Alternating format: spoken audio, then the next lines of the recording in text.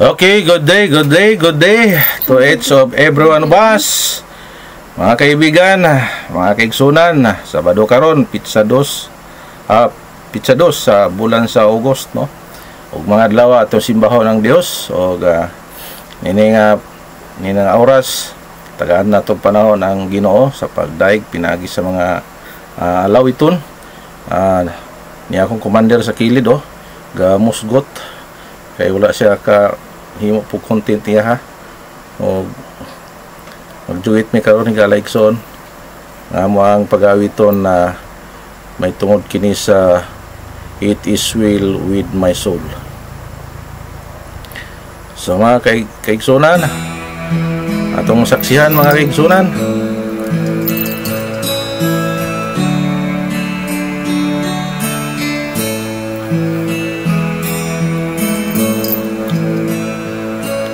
In peace like a river attended my way, when sorrows like sea billows roll. Whatever my lot thou hast taught me to say, it is well, it is well with my soul. It is well, It is well with my soul. with my soul. It is well, it is well with my soul. My sin, oh, the joy of this glorious thought. My sin, not in part, but the whole, is nailed to the cross, and I bear it no more. Praise the Lord, praise the Lord, oh my soul. It is well, It is well with my soul. with my soul. It is well, it is well with my soul. And Lord, is the day when my faith shall be sight. The clouds be rolled back as a scroll. The trump shall resound, and the Lord shall descend. Even so, It is well with my soul. it is well It is well with my soul. with my soul. It is well, it is well with my soul. It is well It is well with my soul. with my soul. It is well, it is well with my soul. Thank you.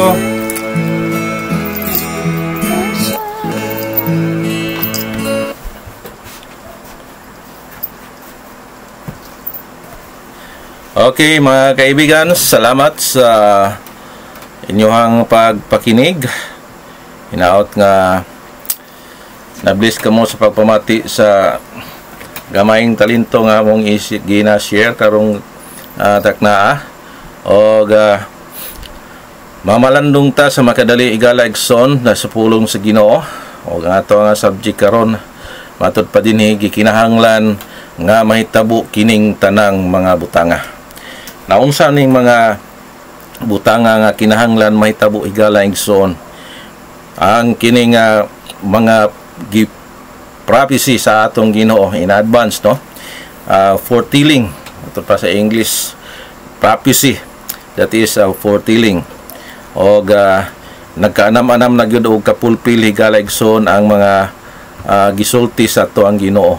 So dinhi sa balaang kasulatan natong makita dinhi sa Lucas kapitulo 21 bersikulo 25, og adunay unyay mga ilhanan sa adlaw og sa bulan og sa mga bituon og sa ibabaw sa yuta, kagulanan sa mga nasod og kalibog tungod sa dinaguok sa dagat og sa mga balod.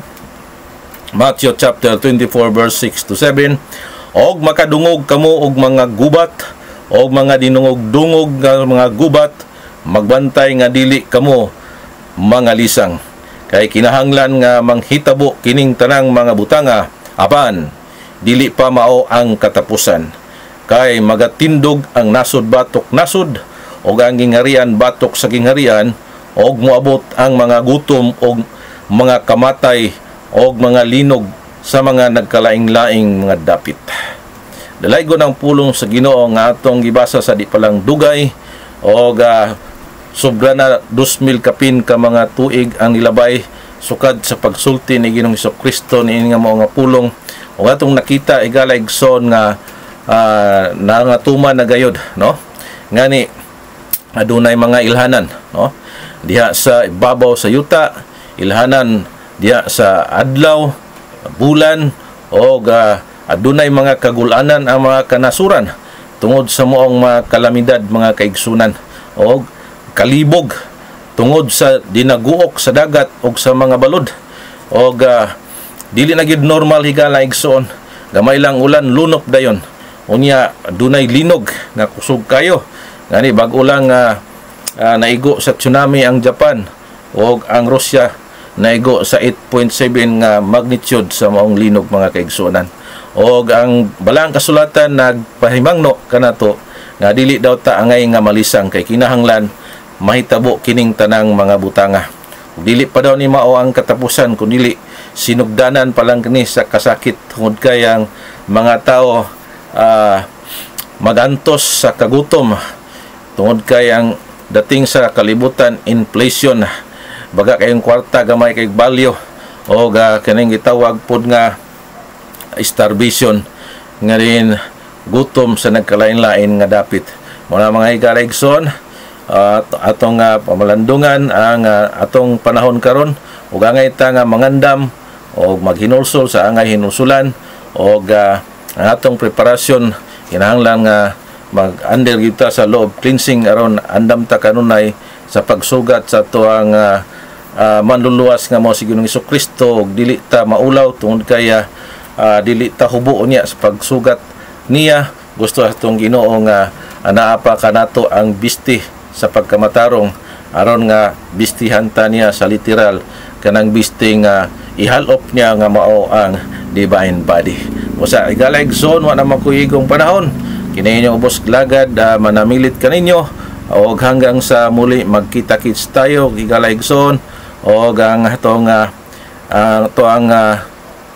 ining gitawag nga maintain the gospel of the kingdom, dili nato ni kalimtan, o hinaot nga inyo akong i-subscribe, inyo akong i-like, o